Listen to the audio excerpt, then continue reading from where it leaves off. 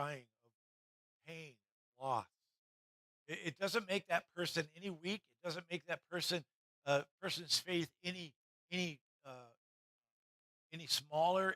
It's just the way things are. So verse 1 starts out with this. Sarah lived 127 years. So Sarah died, and Abraham came to mourn for his Sarah and to and to weep for her. Sarah's age matters.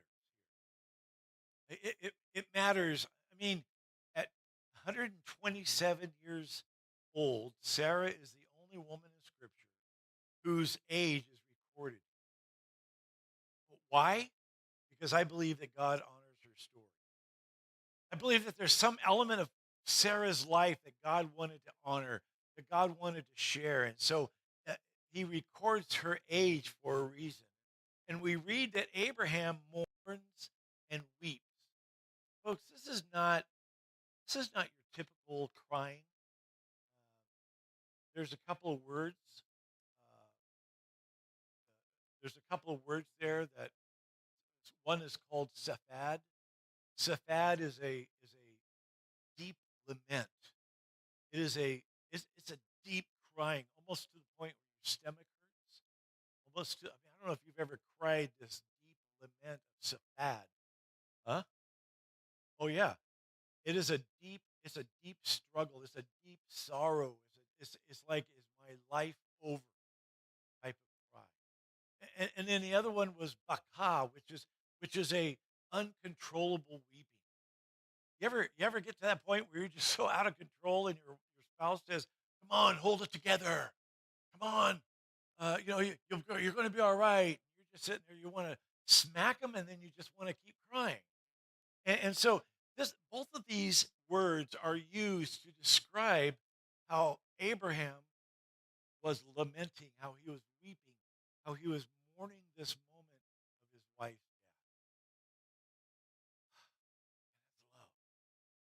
death. That's love. That's a deep love. But folks, this is not just your quiet tears.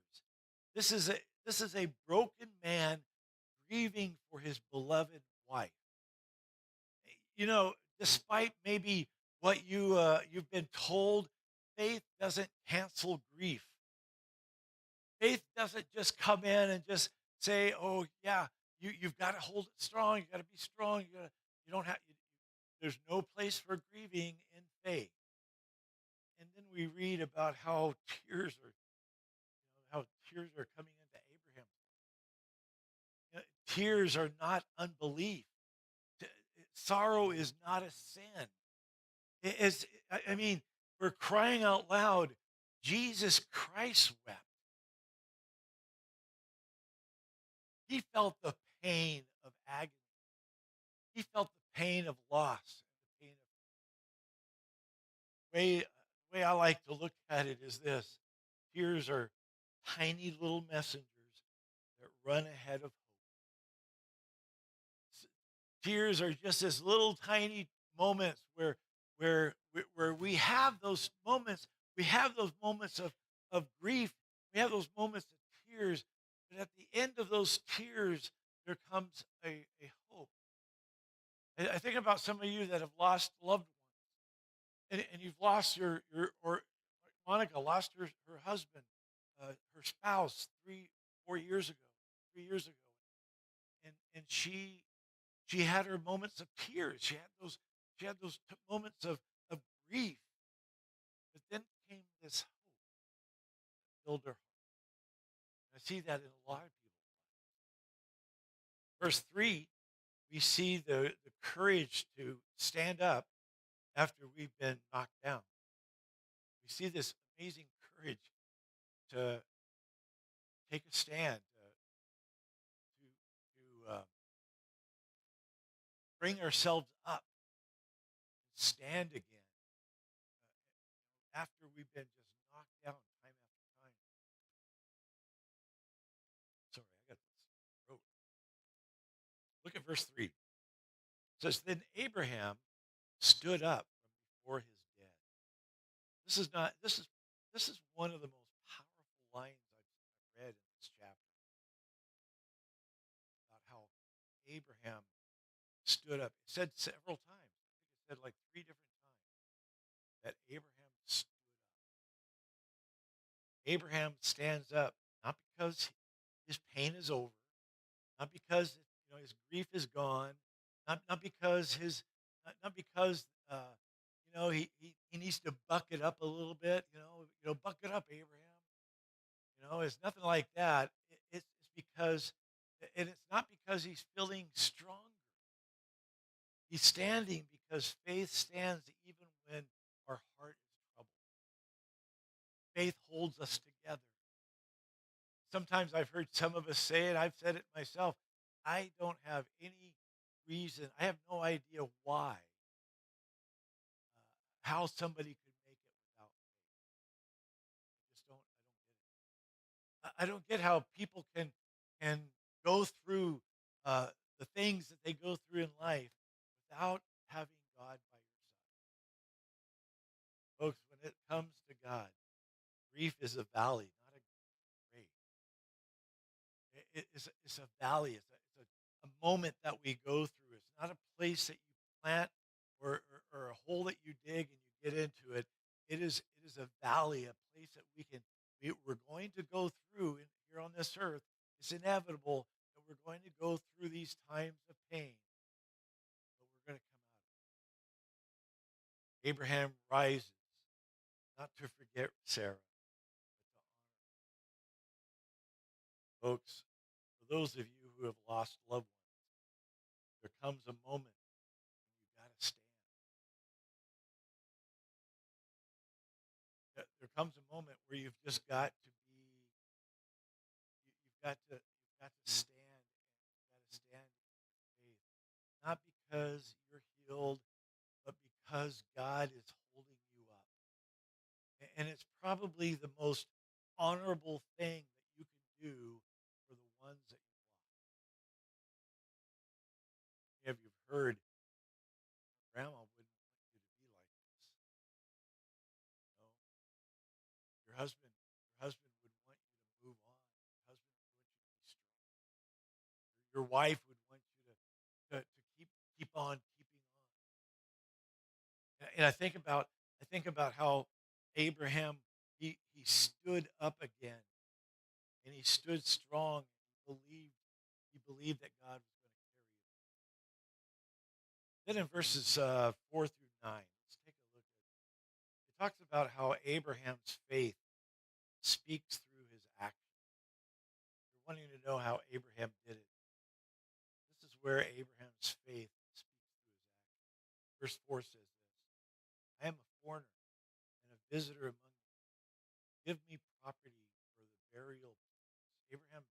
Abraham owns none of the promised land. He owns none of it whatsoever. God promised him the land, and Abraham doesn't own a single acre. Yet he asks for property. He not a borrowed tomb, not a temporary place, but a permanent ground, some place where he can bury his dead, some place that he can bury the one that he loves, the one that he married, the one that he spent so many years with. That's what he asked for. In ancient Hittite culture, burial sites were sacred. They were holy places. They were land. Land ownership was coveted. It was. If you owned the land, it was something that was so special. And tombs were generational markers that people would come and visit all the time and bring honor to the one that was buried. It was very important in that culture. Abraham is not buying, is not just buying Sarah, is not just burying Sarah, but Abraham is also uh, planting a flag of faith in honor of Sarah. I mean, in verses 6 through 9, Abraham refuses the free tomb. He refuses it. He insists on paying full price. Why?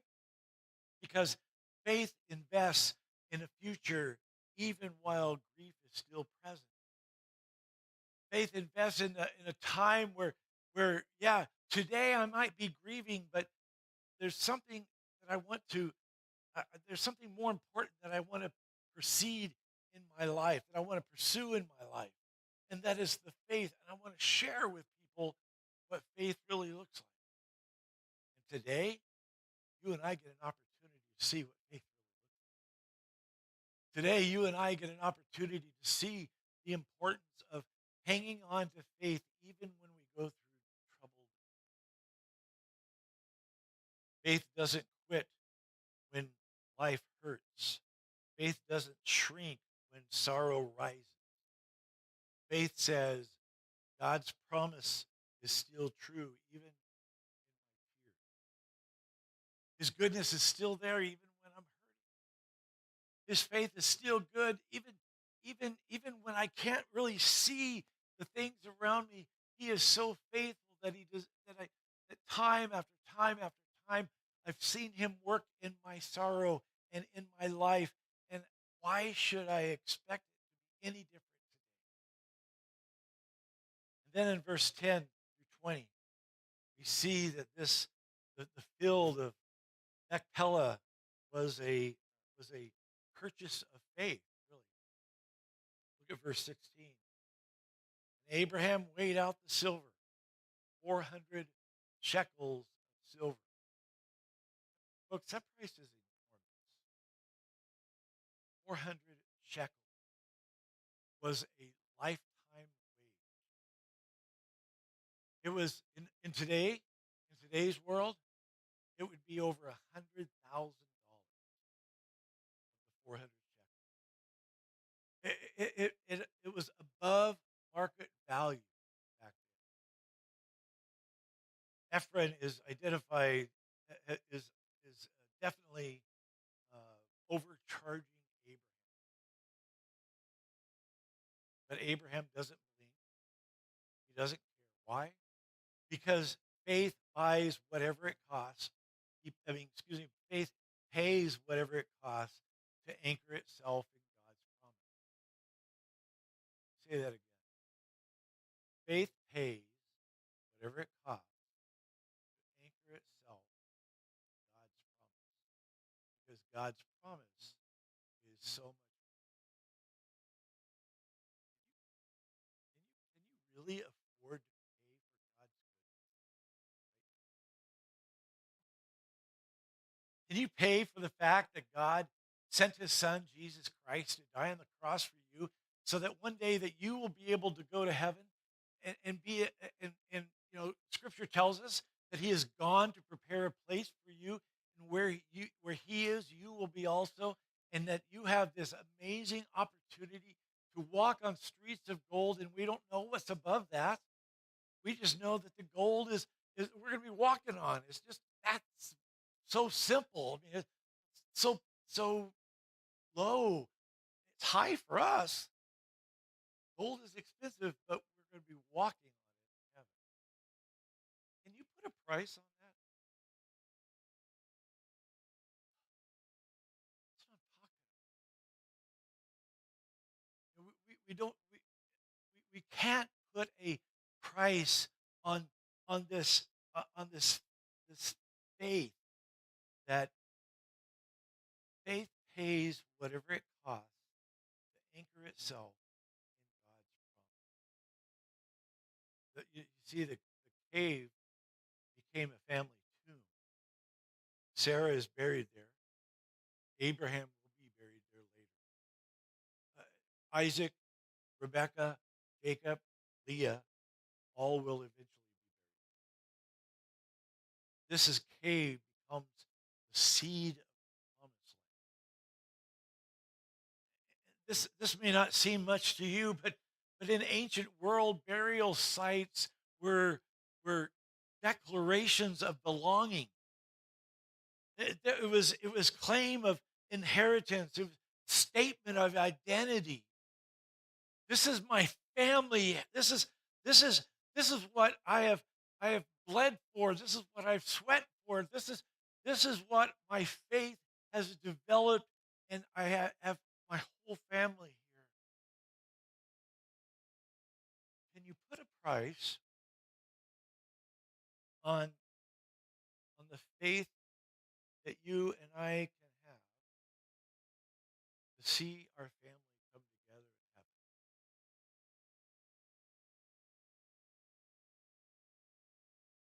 heaven. I'm not talking about we're going to be hanging out with our family. I think there's going to be more important things than that. Not sure how much I want to hang out with my brother. I love him, but I want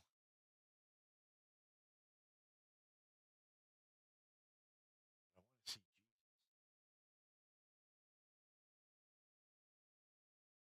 I want to worship. We think we have pretty cool worship times here.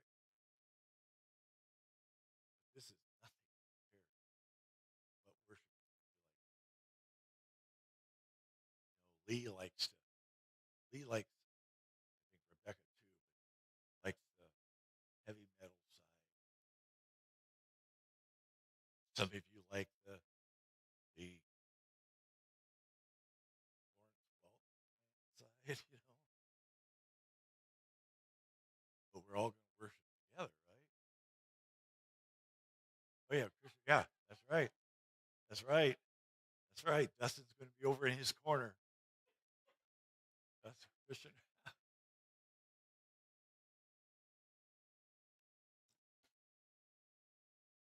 We can't put a price to that. It's just so much. It's so amazing. Abraham is saying, God promised this land. My wife will rest.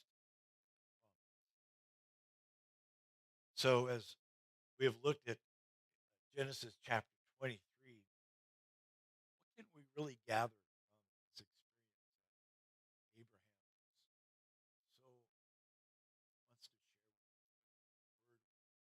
with? Well, number one, faith does not deny grief. It invites God into it. Yeah, you're not alone, folks. When you're going through a time of grief and time of trouble, it's the faith comes in to those times of trouble when you invite God into your time. Lord, be with me. Lord, walk with me. Lord, show me the light at the end of the tunnel. Lord, help me to be able to see you in this and not just my own self pity or my own grief or my own trouble or whatever I may be facing. Lord, show me. Abraham wept, Jesus wept, and so can we. Number two, standing up against it is standing up again is an act of worship. Abraham stood, like I said earlier. He stood, not because he felt stronger, not because he got over it, but because God was strong. Because God's love was there that was mightier than anything that number three, faith invests in the future even when the present. Abraham bought land he would never fully enjoy because he believed in God's number four. God honors the tears of his people. Sarah's age is recorded, her burial is detailed, and her story is remembered. God honors the tears of his people. Five, grief is not the end of the story. You see, Genesis chapter 3 is a chapter of death. Next week, we're going to look at Genesis chapter 24. We will discover that which is a chapter of new beginnings. And God always writes another chapter. You know, you might think that sometimes you've gone through different things and you go, "This is it. This is the end." No, God has another chapter to write. God has another story to tell. God has another story that will not only be added to your story in life, but it would be added to his glory. That he will receive the glory for the things that we go through. He will lead us and he will guide us and he will walk us through these times. And we might shake our fists at God and say, God, why am I going through this? And then we'll look at it and we'll just say, oh, God, I get it now. I so get it. Give you all the glory. I can tell my story now with an awesome ending. I can tell my story and give you all the glory. And man, that's awesome. Several years ago, I stood at the grave of I stood at the grave of a firefighter. Some of you remember Chuck, who was a good friend of mine. I I was at his service and stood at his grave, and the family cried. I cried. You were there. You cried also. Ground was cold and the air was heavy. During the graveside service, I said this, folks, this is not the end. This is the planting. And God knows how to raise what he plants. Genesis chapter 23 is a chapter of tears. It's a chapter of despair. It's a chapter of loss, but not defeat. It's a chapter of grief, but, but it's also the anchor of hope. Abraham teaches us that you can cry and still believe. You can hurt and still trust. You can you can bury your loved one and still cling to God's promise. You can walk through the sorrow, still walk with God. You'll never walk alone. Church, I want to remind you, first of all, that the altars are always open. We love to be able to just to make a time so that we can pray with each and every one of you. Just wanted to remind you of that. So some of you are walking through your own Genesis chapter 23. Some of you are walking through your own season of life, of loss, and your own season of grief, and your own season of questioning, and your own season where faith and tears sometimes share the same pillow. And some of you are walking through that. Folks, if you need God to be by your side, I invite you to be able to stand. I invite you to be able to realize that He has not left you, He has not abandoned you, He has not forsaken you in any way. That He still desires to be able to hold you together and hold you up. If you need hope uh, in raising your heart again, if you need hope in being able to stand again and be able to see Jesus in your story, folks, I invite you to an opportunity to pray with one another. Some of you have lost loved ones. About Sandy, Clifford. Think about some of you that have lost a spouse or a son or a daughter, lost a sibling.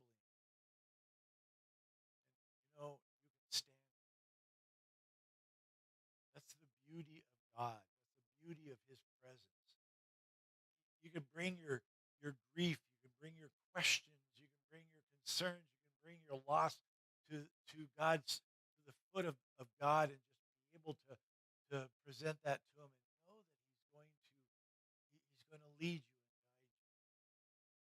See, Abraham knew that. After years and years and years with his wife, going through journey after journey together, loving one another, loving each other in mighty ways, caring for each other, and still being able to stand.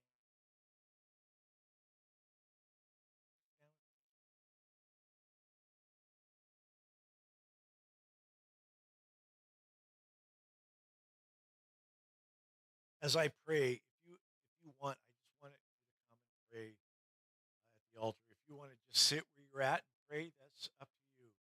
Uh, we have people that would love to be able to come and pray with you. So let's just bow our heads. Lord, you know the heart of your people. You know what's going on right now in each of these hearts. You know the pain that may be there. You know the sorrows of the past. Lord, I pray this morning that they would just understand the importance of being able just to stand again, be able to lay them at your feet, be able to know that you desire to carry them through whatever difficulty there is. Lord, you're such an amazing Lord. I pray for those this morning who have lost. Lord, I do not shine not make it light, not minimize the situation. Lord, I pray that you would let them, you're right by their side. Lord, I pray that they come to a time in their life where they can stand very young, not forgetting about their loved ones, but honoring you. And Lord, I pray that you will touch the individual who has experienced loss.